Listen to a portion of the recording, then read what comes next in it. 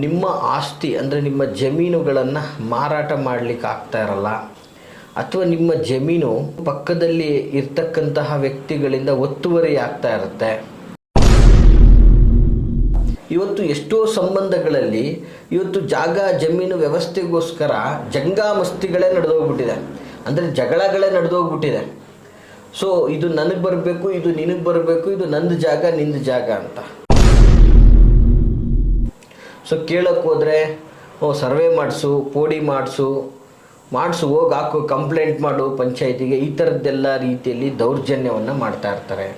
ನೋಡಿ, ಇಲ್ಲಿ ಕಾನೂನಾತ್ಮಕವಾಗಿ ದಾಖಲೆಗಳೆಲ್ಲ ನಿಮ್ಮ ಹೆಸರಲ್ಲೇ ಇರ್ತದೆ, ಅದಕ್ಕೆ ಸಂಬಂಧಪಟ್ಟಂಥ ಕಾನೂನಿನ ಸಮರನೂ ಆಗಿರ್ತದೆ, ಜಡ್ಜ್ಮೆಂಟು ನಿಮಗಾಗಿರ್ತದೆ. ಆಗಿದ್ದರೂ ಕೂಡ ಆ ಆಸ್ತಿಯನ್ನು ನೀವು ಪಡ್ಕೊಳ್ಳೋಕ್ಕಾಗ್ತಾ ಇರಲ್ಲ. ನಿಮ್ಮದೇ ಆಸ್ತಿ, ನಿಮ್ಮದೇ ಒಂದು ಜಾಗ, ನಿಮ್ಮದೇ ಜಮೀನು, ಇವತ್ತು ಅದನ್ನು ನೀವು ಅನುಭವಿಸೋಕ್ಕಾಗ್ತಾ ಇಲ್ಲ. ಈ ಅಮಾಯಕರು ಕೇಳೋಕೆ ಹೋದರೆ ನಿಮ್ದಲ್ಲ, ನಮ್ಮಪ್ಪಂದು ಜಾಗ ನಿಮ್ಮಪ್ಪಂದಲ್ಲ ಅಂತಾರೆ. ಆದರೆ ನೀವು ಈ ಕಾರ್ಯಕ್ಕೆ ತೆಗೆದುಕೊಳ್ಳುವಂತಹ ತೆಂಗಿನಕಾಯಿಯಲ್ಲಿ ಸ್ವಲ್ಪನೂ ನೀರಿರಬಾರ್ದು. ನಮಸ್ತೆ ವೀಕ್ಷಕರೇ, ನಾನು ನಿಮ್ಮ ಮೈಸೂರಿನ ಶ್ರೀನಿವಾಸನ್. ವೀಕ್ಷಕರೇ, ಸಾಮಾನ್ಯವಾಗಿ ಇವತ್ತಿನ ದಿನ ನಾನು ನಿಮಗೆ ಹೇಳ್ತಾ ಇರುವಂಥ ಮಾಹಿತಿ ಬಹಳ ಅದ್ಭುತವಾಗಿದೆ. ಇದು ಆಸ್ತಿ, ಜಾಗ, ಜಮೀನು, ಸಂಬಂಧಗಳ ವಿಷಯಕ್ಕೆ ಸಂಬಂಧಪಟ್ಟಂತಹ ಮಾಹಿತಿ. ದಯಮಾಡಿ ಯಾರು ಕೂಡ ಸ್ಕಿಪ್ ಮಾಡದೆ ವಿಡಿಯೋನ ಸಂಪೂರ್ಣವಾಗಿ ನೋಡಿ. ಈ ಮಾಹಿತಿ ನಿಮಗೆ ಖಂಡಿತವಾಗಿ ಉಪಯೋಗವಾಗ್ತದೆ ಅಂತ. ನೋಡಿ, ಇವತ್ತು ಸಾಮಾನ್ಯವಾಗಿ ನಿಮ್ಮ ಆಸ್ತಿ ಅಂದರೆ ನಿಮ್ಮ ಜಮೀನುಗಳನ್ನು ಮಾರಾಟ ಮಾಡಲಿಕ್ಕೆ ಆಗ್ತಾ ಇರಲ್ಲ, ಅಥವಾ ನಿಮ್ಮ ಜಮೀನು ನಿಮ್ಮ ಪಕ್ಕದಲ್ಲಿ ಇರ್ತಕ್ಕಂತಹ ವ್ಯಕ್ತಿಗಳಿಂದ ಒತ್ತುವರಿ ಆಗ್ತಾ ಇರುತ್ತೆ. ಅಂದರೆ ಆಲ್ರೆಡಿ ನಿಮ್ಮ ಜಮೀನು 1 ಎಕರೆ ಇದ್ದರೆ ಆಲ್ರೆಡಿ ಒಂದು 4-5 ಗುಂಟೆ ಜಾಗನ ಅವರು ಕಬಳಿಸ್ಬಿಟ್ಟಿರ್ತಾರೆ. ಸೊ ಕೇಳಕ್ಕೆ ಹೋದರೆ ಸರ್ವೆ ಮಾಡಿಸು, ಪೋಡಿ ಮಾಡಿಸು ಹೋಗಿ ಹಾಕು, ಕಂಪ್ಲೇಂಟ್ ಮಾಡು ಪಂಚಾಯಿತಿಗೆ, ಈ ಥರದ್ದೆಲ್ಲ ರೀತಿಯಲ್ಲಿ ದೌರ್ಜನ್ಯವನ್ನು ಮಾಡ್ತಾ ಇರ್ತಾರೆ. ಇದು ಒಂದು ಕಡೆ. ಆದರೆ ಇನ್ನು ಕೆಲವು ಒಂದು ವ್ಯವಸ್ಥೆಯಲ್ಲಿ ಏನಾಗ್ಬಿಟ್ಟಿರುತ್ತೆ, ನಿಮ್ಮ ಒಂದು ಆಸ್ತಿಯನ್ನು ಬೇರೆಯವರು ಕಬ್ಜಾ ಮಾಡಿಬಿಟ್ಟಿರ್ತಾರೆ, ಅಂದರೆ ಬೇರೆಯವರ ಹತೋಟಿಯಲ್ಲಿರ್ತದೆ. ಸೊ ನೀವು ಒಂದು ಸ್ವಲ್ಪ ದಿನ ಎಲ್ಲೋ ದುಡಿಮೆ ಇನ್ನೊಂದು ಮತ್ತೊಂದು ಅಂತ ಕೊಟ್ಟಿರ್ತೀರ. ಸೊ ಸ್ವಲ್ಪ ದಿನ ಬಿಟ್ಟು ಕೇಳಲಿಕ್ಕೆ ಹೋದರೆ ಅವರು ನಿಮಗೆ ಪೊಸಿಷನ್ಗೆ ಕಾಲಿಡೋಕ್ಕೆ ಬಿಡ್ತಾ ಇರಲ್ಲ. ನಿಮ್ಮ ಜಮೀನು ಅಂತ ಹೋದರೆ ಸುಮ್ಮನೆ ಜಗಳ, ಜಂಜಾಟ, ಕಿರಿಕಿರಿ, ಗೊಂದಲಗಳಾಗ್ತಾ ಇರುತ್ತೆ. ನಿಮ್ಮ ಆಸ್ತಿಯನ್ನು ಸ್ವತಃ ನೀವು ಸ್ವೀಕಾರ ಮಾಡೋಕ್ಕಾಗ್ತಾ ಇರಲ್ಲ. ನೋಡಿ, ಇಲ್ಲಿ ಕಾನೂನಾತ್ಮಕವಾಗಿ ದಾಖಲೆಗಳೆಲ್ಲ ನಿಮ್ಮ ಹೆಸರಲ್ಲೇ ಇರ್ತದೆ, ಅದಕ್ಕೆ ಸಂಬಂಧಪಟ್ಟಂಥ ಕಾನೂನಿನ ಸಮರನೂ ಆಗಿರ್ತದೆ, ಜಡ್ಜ್ಮೆಂಟು ನಿಮಗಾಗಿರ್ತದೆ.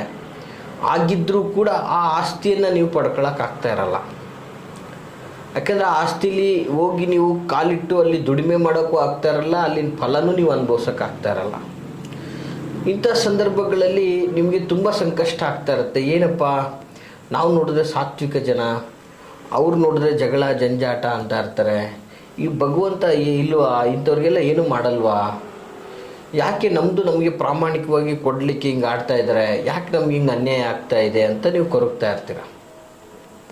ಸಾಮಾನ್ಯವಾಗಿ ಇವತ್ತು ಆಸ್ತಿ ಇದೆ ಅನ್ನೋದು ಅಷ್ಟೇ ನಿಮಗೆ ಗೊತ್ತು. ಆದರೆ ಅದರಿಂದ ಬರ್ತಾರ ಆದಾಯ ಯಾರು ತಿಂತಾ ಇದ್ದಾರೋ ಗೊತ್ತಿಲ್ಲ, ಅದನ್ನು ಸಮರ್ಪಕವಾಗಿ ಯಾರ ಹೆಸರಲ್ಲಿದೆ ಗೊತ್ತಾಗ್ತಾ ಇಲ್ಲ, ಅದನ್ನು ಸಮರ್ಪಕವಾಗಿ ನೀವು ಉಪಯೋಗಿಸ್ಕೊಳ್ಳೋಕ್ಕೂ ಆಗ್ತಾ ಇಲ್ಲ. ಆಸ್ತಿ ಇದೆ ಅನ್ನೋದಷ್ಟೇ ಸತ್ಯ, ಜಮೀನಿದೆ, ಜಾಗ ಇದೆ ಅನ್ನೋದಷ್ಟೇ ಸತ್ಯ, ಆದರೆ ಅದನ್ನು ನಿಮ್ಮದಾಗಿ ಮಾಡ್ಕೊಳ್ಳೋಕ್ಕಾಗ್ತಾ ಇಲ್ಲ. ನಿಮ್ಮ ಪಾಲಿನ ಕೆಲವೊಂದು ಕಡೆ ಏನಾಗಿದೆ ವೀಕ್ಷಕರೇ, ಇವತ್ತೊಂದು ದಿನ ಅಣ್ಣ ತಮ್ಮಂದಿರು, ಬಂಧು ವರ್ಗಗಳು, ಸ್ನೇಹ ವರ್ಗಗಳಿಂದಾಗಿ ಏನಾಗಿದೆ, ಕೆಲವೊಂದು ಕಡೆ ಪ್ರಾಮಾಣಿಕವಾಗಿ ಆಸ್ತಿಗಳನ್ನು ಹಂಚಿಕೆಯಲ್ಲಿ ಮೋಸ ಆಗ್ತಾ ಇದೆ. ಇವತ್ತು ಒಬ್ಬರು ಒಂದು ಕುಟುಂಬ ಅಂದಮೇಲೆ ಅದರಲ್ಲಿ ಒಬ್ಬರು ಬುದ್ಧಿವಂತ ಇರ್ತಾನೆ, ಒಬ್ಬ ದಡ್ಡ ಇರ್ತಾನೆ. ಸೊ ಅವನು ಸಂಬಂಧ, ನಮ್ಮ ಅಣ್ಣ ಬಿಡು, ನಮ್ಮ ಮಾವ ಬಿಡು, ನಮ್ಮ ಅಪ್ಪ ಬಿಡು, ಏನು ಅನ್ಯಾಯ ಮಾಡಲ್ಲ, ಈ ಥರದ ಒಂದು ಭಾವನಾತ್ಮಕವಾದಂತಹ ಒಂದು ವಿಷಯದಲ್ಲಿ ಅವನು ನಂಬಿರ್ತಾನೆ. ಸೊ ಆದರೆ ಇಲ್ಲೇನಾಗ್ತದೆ, ನಿಮ್ಮ ಮುಗ್ಧತೆಯನ್ನು ಬಂಡವಾಳ ಮಾಡಿಕೊಂಡು ನಿಮ್ಮ ಆಸ್ತಿಗಳನ್ನು ಕಬಳಿಕೆ ಮಾಡಿರ್ತಾರೆ. ಚೆನ್ನಾಗಿರೋದೆಲ್ಲ ಅವ್ರು ತಗೊಂಡು ಯಾವುದೋ ಒಂದು ಸ್ವಲ್ಪ ಅದೇನೋ ಅಂತಾರಲ್ಲ, ಮೇಕೆ ಕೋತಿ ತಾನು ತಿಂದು ಮೇಕೆ ಮೂತಿ ಒರೆಸ್ತು ಅನ್ನಂಗೆ ಚೆನ್ನಾಗಿ ಇವರೆಲ್ಲ ತಿಂದುಬಿಟ್ಟು ಮಿಕ್ಕಿರೋ ಎಂಜಿಲ್ನ ತಗೊಬಂದು ಒರೆಸಿದ್ರು ಅನ್ನೋ ಥರ ಆ ರೀತಿಯಲ್ಲಿ ಎಲ್ಲೋ ಒಂದು ಸ್ವಲ್ಪ ನಿಮಗೆ ಕೊಟ್ವಿ ಅನ್ನುವಂತಹ ರೀತಿಯಲ್ಲಿ ಬೀಗುವಂತಹ ವ್ಯವಸ್ಥೆ.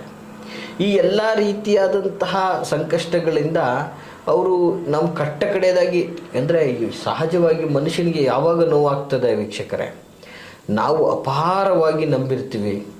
ಸೊ ಎಲ್ಲಿ ನಮ್ಮ ನಂಬಿಕೆಗೆ ಧಕ್ಕೆ ಆಗ್ಬಿಡ್ತದೋ ಆಗ ವ್ಯಕ್ತಿಗೆ ತುಂಬ ನೋವು ಉಂಟಾಗ್ತದೆ, ಆ ಭರಿಸಲಾರದ ನೋವು ಉಂಟಾಗ್ಬಿಡ್ತದೆ. ಆಗ ವ್ಯಕ್ತಿ ಎಂತಹ ಒಂದು ಶತ್ರುತ್ವವನ್ನು ಸೃಷ್ಟಿ ಮಾಡಿಕೊಳ್ಳುತ್ತಾನೆ ಅಂದರೆ ಅವನನ್ನು ಸದೆ ಬಡಿಯುವಂತಹ ಲೆಕ್ಕಾಚಾರದಲ್ಲೆಲ್ಲ ಶತ್ರುತ್ವಗಳನ್ನು ಬೆಳೆಸ್ಕೊಳ್ತಾನೆ. ನೋಡಿ, ನಾನು ಹೇಳುವಂತಹ ವಿಚಾರ ಇಷ್ಟೇ, ಇಲ್ಲಿ ನಿಮಗೆ ಪ್ರಾಮಾಣಿಕವಾಗಿ ಅನ್ಯಾಯ ಆಗ್ತಾ ಇದೆ. ನಿಮ್ಮದೇ ಆಸ್ತಿ, ನಿಮ್ಮದೇ ಒಂದು ಜಾಗ, ನಿಮ್ಮದೇ ಜಮೀನು, ಇವತ್ತು ಅದನ್ನು ನೀವು ಅನುಭವಿಸೋಕ್ಕಾಗ್ತಾ ಇಲ್ಲ, ಅದಕ್ಕೆ ಸಂಪೂರ್ಣವಾದ ರೀತಿ ತೊಂದರೆಗಳಾಗ್ತಾ ಇದೆ, ಅಲ್ಲಿ ಹೋಗಲಿಕ್ಕೆ ಮನಸ್ಸು ಬರ್ತಾ ಇಲ್ಲ. ಸೊ ಆ ಜಾಗದ ಮೇಲೆ ಪ್ರಯೋಗ ಮಾಡಿ ನಮ್ಮನ್ನು ಬರಲಿಕ್ಕೆ ಆಗದಿರೋ ಥರ ಮಾಡ್ತಾ ಇದ್ದಾರೆ. ನೋಡಿ, ಕೆಲವು ಜನಗಳಿಗೆ ಏನು ಗೊತ್ತಾ, ಆಗಿನ ಕಾಲದಿಂದನೂ ಏನೋ ಇಟ್ಕೊಂಡಿರ್ತಾರೆ ಸ್ವಲ್ಪ ಜಾಗ, ನಮ್ಮ ಮಕ್ಕಳ ಕಾಲಕ್ಕೆ, ಮದುವೆ ಕಾಲಕ್ಕೆ, ಮಕ್ಕಳ ಮದುವೆಗೆ ಅಥವಾ ಏನಾರ ಒಂದು ವ್ಯವಸ್ಥೆಗೆ ಸೇಲ್ ಮಾಡಿಬಿಟ್ಟು ಮದುವೆ ಮಾಡೋಣ, ಇಲ್ಲ ಅಂದರೆ ಆ ಜಾಗನ ಸಂಬಂಧಪಟ್ಟಾಗೆ ಒಂದು ಒಳ್ಳೆ ರೀತಿಯಲ್ಲಿ ಸೇಲ್ ಮಾಡಿ ಒಂದು ಮನೆ ಕಟ್ಕೊಳ್ಳೋಣ ನಾವಿರೋ ಕಡೆ, ಆ ಜಮೀನನ್ನು ಕೊಟ್ಬಿಟ್ಟು ಒಂದು ರೀತಿಯಾದಂಥ ಮಕ್ಕಳಿಗೆ ಎಜುಕೇಷನು, ವಿದೇಶ ಪ್ರಯಾಣಕ್ಕೆ ದೊಡ್ಡ ಮಟ್ಟದ ಎಜುಕೇಷನ್ ಕೊಡಿಸೋದಕ್ಕೆ ಸಹಾಯ ಆಗುತ್ತೆ. ಈ ಥರದ ನಾನಾ ಕಾರಣಗಳಿಂದ ಅದನ್ನು ಒಂದು ಇಟ್ಕೊಂಡು ಯಾರಿಗೋ ನೀವು ಉಳುಮೆ ಮಾಡ್ಕೊಂಡಿರಿ, ಬಂದರೆ ನಮ್ಮೊಂದಷ್ಟು ಕೊಟ್ಕೊಂಡಿರಿ ಅಂತ ಅವರು ಸ್ವಲ್ಪ ಕೊಟ್ಕೊಂಡು ಮುಕ್ಕಾಲು ಭಾಗ ತಿನ್ಕೊಂಡು ಮಾಡ್ಕೊಂಡು ಬಂದಿರ್ತಾರೆ. ಯಾವಾಗ ಅದು ಅವ್ರ ಕೈ ತಪ್ಪು ಹೋಗ್ತಾ ಇದೆ, ಇವರು ಮಾರಾಟ ಮಾಡ್ತಾರೆ ಅಥವಾ ಇನ್ನೊಂದು ಮಾಡ್ತಾರೆ ಅಂದಿದ ತಕ್ಷಣ ಇವರು ನಮ್ಮದೇ ಜಮೀನು ಅನ್ನೋ ರೀತಿಯಲ್ಲಿ ಲೆಕ್ಕಾಚಾರದಲ್ಲಿ ಕ್ರಿಯೇಟ್ ಮಾಡಿಬಿಡ್ತಾರೆ. ಆಗ ಇವರು ಮಾರಂಗೂ ಇಲ್ಲ, ಬಿಡಂಗೂ ಇಲ್ಲ. ಅರ್ಥ ಆಯ್ತಾ? ಇವ್ರ ಸಂಕಷ್ಟಗಳನ್ನು ಬಗೆಹರಿಸಲಿಕ್ಕೆ ಅದೊಂದು ದಾರಿ ಅಂತ ಇಟ್ಕೊಂಡಿರ್ತಾರೆ, ಆ ದಾರಿ ಕೂಡ ಬಂದಾಗ್ಬಿಡ್ತದೆ. ವೀಕ್ಷಕರೇ, ಅದಲ್ಲದೆ ಕೂಡ ಇವತ್ತು ಎಷ್ಟೋ ಸಂಬಂಧಗಳಲ್ಲಿ ಇವತ್ತು ಜಾಗ ಜಮೀನು ವ್ಯವಸ್ಥೆಗೋಸ್ಕರ ಜಂಗಾಮಸ್ತಿಗಳೇ ನಡೆದೋಗ್ಬಿಟ್ಟಿದೆ, ಅಂದರೆ ಜಗಳಗಳೇ ನಡೆದೋಗ್ಬಿಟ್ಟಿದೆ. ಸೊ ಇದು ನನಗೆ ಬರಬೇಕು, ಇದು ನಿನಗೆ ಬರಬೇಕು, ಇದು ನಂದು ಜಾಗ ನಿಂದು ಜಾಗ ಅಂತ. ಇದಲ್ಲದೆ ಏನಾಗಿರ್ತದೆ, ಕೆಲವೊಂದು ಬಾರಿ ತಾತ ಮುತ್ತಾತನ ಕಾಲದಿಂದನೂ ಒಬ್ಬರ ಹೆಸರಲ್ಲೇ ಜಾಗ ಇದ್ದು ಅದಕ್ಕೆ 10 ಜನ ವಾರಸುದಾರರು ಇರ್ತಾರೆ. ಸೊ ಹೀಗಿದ್ದಂತಹ ಪಕ್ಷದಲ್ಲಿ ಅದನ್ನು ಮಾರಾಟ ಮಾಡೋಕ್ಕೂ ಆಗ್ತಾ ಇಲ್ಲ, ಯಾರೊಬ್ಬರೂ ಬಳಸಲಿಕ್ಕೂ ಸಾಧ್ಯ ಆಗ್ತಾ ಇಲ್ಲ. ಅದರಲ್ಲಿ ಯಾರು ಬಲಿಷ್ಠನಾಗಿದ್ದಾನೋ ಅವನು ಅದನ್ನು ಸಂಪೂರ್ಣವಾಗಿ ಅನುಭವಿಸ್ತಾ ಇರ್ತಾನೆ. ಈ ಅಮಾಯಕರು ಕೇಳೋಕೆ ಹೋದರೆ ನಿಮ್ದಲ್ಲ, ನಮ್ಮಪ್ಪಂದು ಜಾಗ ನಿಮ್ಮಪ್ಪಂದಲ್ಲ ಅಂತಾರೆ. ಸೊ ಈ ರೀತಿಯಾಗಿ ಯಾರೂ ಕೂಡ ನಿಮ್ಮ ಜಾಗ ಆಸ್ತಿಯನ್ನು ನೀವು ಅನುಭವಿಸೋಕ್ಕಾಗದೆ ಕೊರಗ್ತಾ ಇರ್ತೀರಾ. ಅಂತಹ ಅವರು ಇವತ್ತು ನಿಮಗೆ ಯಾರು ತೊಂದರೆ ಕೊಡ್ತಾ ಇದ್ದಾರೆ, ನಿಮ್ಮ ಆಸ್ತಿಗೆ ಸಂಬಂಧಪಟ್ಟಂಗೆ ನಿಮಗೆ ಗೊತ್ತು. ನಿಮ್ಮ ಅಣ್ಣನೇ ಆಗಿರ್ಬೋದು, ನಿಮ್ಮ ತಮ್ಮನೇ ಆಗಿರ್ಬೋದು, ನಿಮ್ಮ ತಂಗಿನೇ ಆಗಿರ್ಬೋದು, ನಿಮ್ಮ ಅಕ್ಕನೇ ಆಗಿರ್ಬೋದು. ಸೊ ಕೆಲವೊಂದು ಕುಟುಂಬದಲ್ಲಿ ಏನಾಗಿರ್ತದೆ, ಪಾಪ ತುಂಬ ಕುಟುಂಬ, ಯಾವುದೋ ಒಂದು ವ್ಯವಸ್ಥೆ ಅನಿರೀಕ್ಷಿತವಾಗಿ ಒಬ್ಬರು ತೀರೋಗ್ಬಿಡ್ತಾರೆ. ಪಾಪ ಆ ಎಮ್ಮನಿಗೆ ಮನೆಯ ಕಾಲಕ್ಕೆ ಕಸದಾಗಿ ನೋಡ್ತಾ ಇರ್ತಾರೆ, ಮನೆಯ ಕೆಲಸದವ್ರ ಥರ ನೋಡ್ತಾ ಇರ್ತಾರೆ. ಸೊ ಆ ಎಮ್ಮನಿಗೆ ಸಿಗಬೇಕಾದ ಪ್ರಾಮಾಣಿಕ ಸ್ಥಾನಮಾನ ಹೊಂಟೋಯ್ತು, ಅದು ನಾಶ ಆಗಲಿ, ಆದರೆ ಅವ್ರ ಗಂಡನಿಗೆ ಸಿಗಬೇಕಾದ ಪಾಲಿನ ಆಸ್ತಿನೂ ಕೂಡ ಅವ್ರಿಗೆ ಸಿಗ್ತಾ ಇರಲ್ಲ.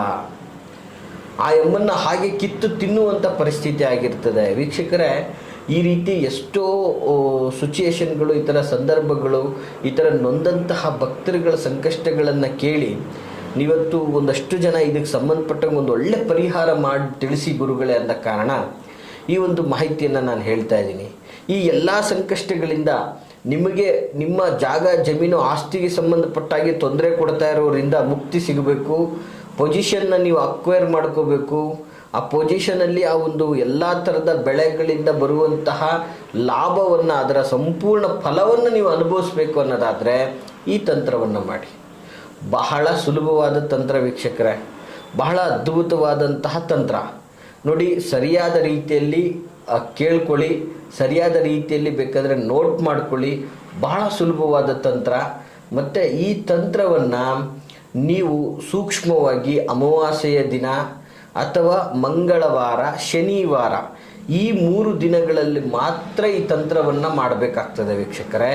ಈ 3 ದಿನಗಳಲ್ಲಿ ಮಾಡಿದ್ರೆ ಮಾತ್ರ ಇದರ ಶಕ್ತಿ ಆಕ್ಟಿವ್ ಆಗ್ತದೆ, ಅದ್ಭುತವಾಗಿ ನಿಮಗೆ ಒಳ್ಳೆಯದಾಗ್ತದೆ. ಮತ್ತು ಈ ಒಂದು ತಂತ್ರವನ್ನು ನಿಮ್ಮ ಒಳ್ಳೆಯದಕ್ಕೆ ಮಾತ್ರ ಉಪಯೋಗಿಸ್ಕೊಳ್ಳಿ ಅಂತ ಹೇಳಕ್ಕೆ ಇಷ್ಟಪಡ್ತಾ ಇದ್ದೀನಿ. ಅಂತಹ ಒಂದು ಅದ್ಭುತವಾದಂತಹ ತಂತ್ರ ಇದಾಗಿರ್ತದೆ. ಏನಪ್ಪ ತಂತ್ರ? ತುಂಬ ಸುಲಭವಾದಂಥದ್ದು ವೀಕ್ಷಕರೇ. ಒಂದು ತೆಂಗಿನಕಾಯಿ ನೋಡಿ, ಸಾಮಾನ್ಯವಾಗಿ ಎಲ್ಲ ಕಡೆ ಸಿಗುವಂತಹ ಒಂದು ಪದಾರ್ಥ. ಒಂದು ತೆಂಗಿನಕಾಯಿಯನ್ನು ತೆಗೆದುಕೊಳ್ಳಿ. ಆ ತೆಂಗಿನಕಾಯಿ ಯಾವ ರೀತಿ ಇರಬೇಕು ಅಂತಂದರೆ ವೀಕ್ಷಕರೇ, ಆ ತೆಂಗಿನಕಾಯಿ ನೀಟಾಗಿ ಬಲ್ತಿರಬೇಕು. ಆ ಕಾಯಿ ಒಳಗೆ ನೀರಿರಬಾರ್ದು. ಇವತ್ತು ನೋಡಿ, ಸಾಮಾನ್ಯವಾಗಿ ಕಾಯಿ ಹೊಡೆದಾಗೆಲ್ಲ ನೀರು ಬರುತ್ತೆ, ಸ್ವಲ್ಪ ಆದರೂ ಸ್ವಲ್ಪ ಬಂದೇ ಬರ್ತದೆ.